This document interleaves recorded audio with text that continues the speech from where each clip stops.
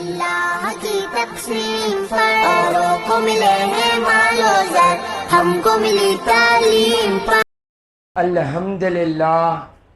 الحمدللہ رب العالمین، والصلاة والسلام علی سید المرسلین وعلی آلہ واصحابہ اجمعین ومن تبعہم بإحسان الی یوم الدین، اما بعد۔ قال اللہ تبارک و تعالی فی القرآن المجید والفرقان الحمید، اعوذ باللہ من الشیطان الرجیم، بسم اللہ الرحمن الرحیم۔ لقد کان لکم فی رسول اللہ اسوۃ حسنہ، صدق اللہ العظیم۔ میرے زندگی کا مقصد تیرے دین کی سرفرازی، میں اسی لیے مسلمان، میں اسی لیے نمازی۔ محترم و مکرم عزیز سامعین کرام، السلام علیکم ورحمۃ اللہ وبرکاتہ۔ چمک تجھ سے پاتے ہیں سب پانے والے، چمک تجھ سے پاتے ہیں سب پانے والے، میرا دل بھی چمکا دے چمکانے والے۔ اللہ کا کروڑ ہاں ایسا ہے کہ اللہ نے ہمیں دو عالم کے مالک و مختار، گلشن ہستی کے ولی، فصل بہار، راحت آدم و بنی آدم، محمد مصطفیٰ صلی اللہ علیہ وآلہ وسلم کی امت میں پیدا فرمائے۔ یہاں پر روزانہ ایک دین کی بات بتائی جاتی ہے حسنین اسلامک آرگنائزیشن کے ذریعے۔ روز مختلف الگ الگ عنوان پر گفتگو کی جاتی ہے تاکہ ہم اپنا مقصد حیات پا سکیں۔ ہر چاشمبے کے روز یہاں پر درس حدیث پر بیان ہوتا ہے۔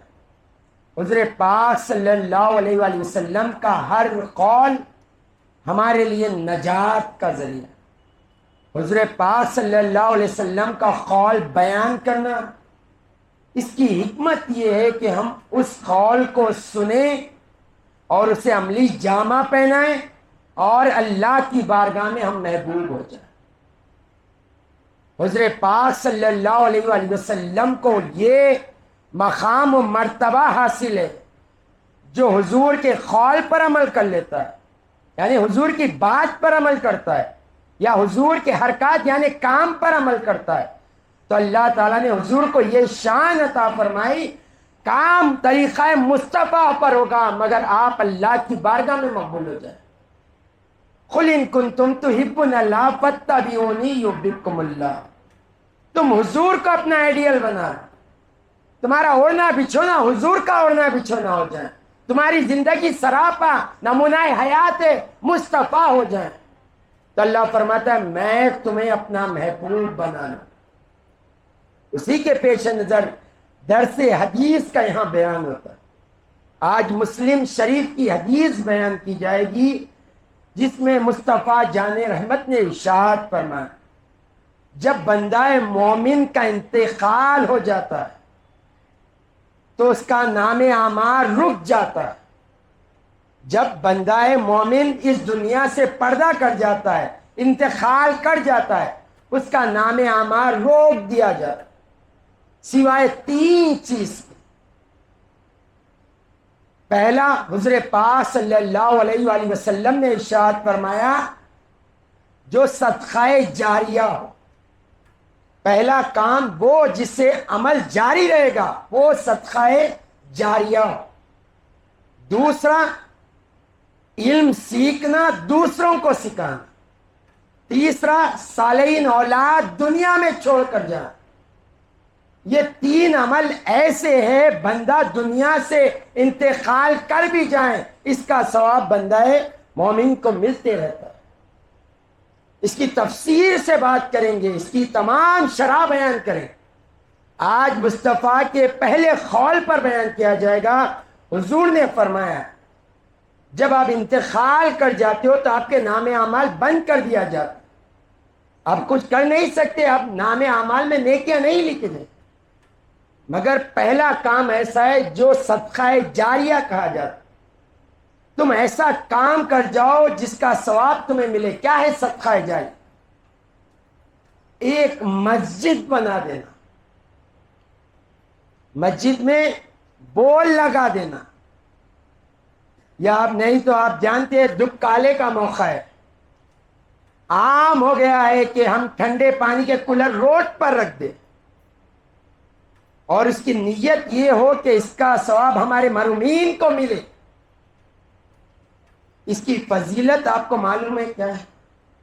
پہلے اللہ نے آپ کو اپنے فضل سے مال دیا ہے آپ کو، ماں باپ نے وراثت چھوڑی ہے تو اس میں سے چند مال، یا نہیں چھوڑی تو اپنی محنت کا چند مال مسجد بنانے میں لگا ہے۔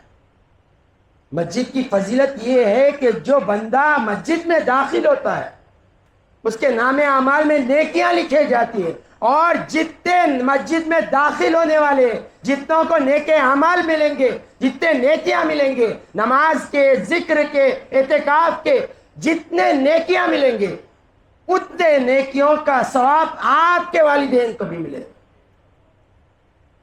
کوئی 2 رکعت نماز پڑھے جو حدیث شریف میں آتا ہے، حضرت پاک صلی اللہ علیہ وسلم نے ارشاد فرمایا 2 رکعت نماز پڑھ لے اخلاص کے ساتھ، دنیا کا خیال لائے بغیر، تو اللہ تعالیٰ اس کی مغفرت فرما دیتا ہے۔ اگر اس کی مغفرت ہو گئی تو وہاں آپ کے والدین کی مغفرت، کوئی کمی نہیں کرتا اللہ تعالیٰ۔ ایسا نہیں ہے کہ وہ پڑھنے والے کو آدھا ثواب دے گا اور آپ کے مرحومین کو آدھا، نہیں، پورا مکمل ثواب دے گا۔ اور حضرت پاک صلی اللہ علیہ وآلہ وسلم نے ارشاد فرمایا کسی پیاسے کو پلا دو، یہ تمہارے لیے نجات کا ذریعہ ہوگا۔ ہم نے اس سے پہلے بھی کئی پروگرام میں بتایا تھا کہ ایک بنی اسرائیل کی عورت تھی بائشہ، یعنی اپنے جسم کی نمائش کرنے والے، جسم کا دھندا کرنے والی عورت، ایک مرتبہ راستے سے جا رہی ہے تو دیکھتی ہے کنویں کے پاس ایک پیاسا کتا، پیاس کے مارے اس کی زبان لٹک رہی ہے اور کنویں میں جھانک رہا ہے کئی طریقے سے پانی مل جائے، تو فاحشہ عورت کو اس پر رحم آ جاتا ہے، کتے پر۔ آپ جملوں پر غور کریں، توجہ سے سماعت فرمائیں، اس کتے پر رحم آ جاتا ہے، وہ فاحشہ عورت جو جسم کا دھندا کرتی، تو وہ جاتی ہے، دیکھتی ہے تو کنویں کے پاس ڈول نہیں ہوتا، تو اپنا جوتا، جو پہلے بڑے جوتے آیا کرتے تھے، وہ جوتے کو اپنا ڈول بنا اور اپنے جسم سے دوپٹہ اتارتی اور اسے رسی بنا کر کنویں میں ڈالتی اور پانی نکال کر وہ کتے کو پانی پلاتی۔ حضور نے فرمایا اس عمل کے صدقے اللہ نے اسے جنت میں داخل فرمایا۔ رحم کتے پر کیا گیا تھا، سوچے اگر انسان پہ کیا جاتا تو جنت میں کیا مقام حاصل ہو۔ تو دکھالے کا موسم ہے، روڈوں پر ہم اپنے طرف سے کچھ پیسے دے کر ٹھنڈے پانی کے کولر لگا دیں، جو پانی پیے گا، جو سکون ملے گا۔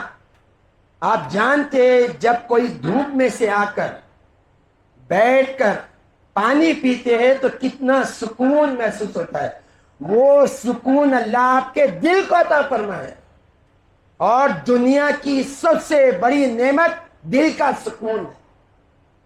آپ کسی کے لیے آسانیاں پیدا کریں، حضرت پاک صلی اللہ علیہ وسلم نے ارشاد فرمایا جب بندہ مومن اپنے بھائی بہن کے لیے آسانیاں پیدا کرتا ہے تو اللہ تعالیٰ اس کے لیے آسانیاں پیدا کرتا ہے۔ اور ایک حدیث میں آتا ہے مخلوق اللہ کا کنبہ ہے، تم ان پر رحم کرو، آسمان والا تم پر رحم کرے۔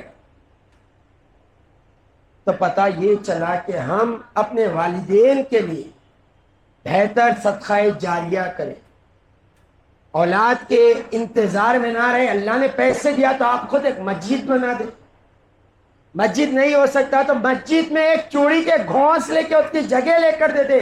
مصطفیٰ نے فرمایا کل قیامت کے دن اللہ تعالیٰ اس کے سب سے جنت میں عالی شان محل عطا کرے۔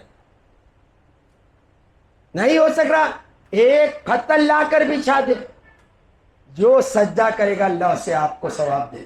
اور خدا دے جو وضو کریں گے، اور جب تک وضو رہے گا اس میں نام عمل میں جو نیکیاں لکھے جائیں گے آپ کے نام عمل میں بھی لکھے جائیں. اور ہم نے وضو کے فضائل حسنین اسلامک یوٹیوب چینل پر بتایا ہے کہ وضو کی فضیلت کیا ہے, باوضو رہنے والوں کا کیا مقام و مرتبہ, وہ آپ کے واسطے ملے, آپ کے والدین کو ملے. تو ہم صدقہ جاریہ کا کام کریں, ایسے کام کر جائیں جس سے ہم جانے کے بعد بھی ہمارے نام اعمال بند نہ ہو. انشاءاللہ دوسری اور تیسری اگلی نشست میں بیان کیا جائے گا. وآخر دعوانا ان الحمد للہ رب العالمین.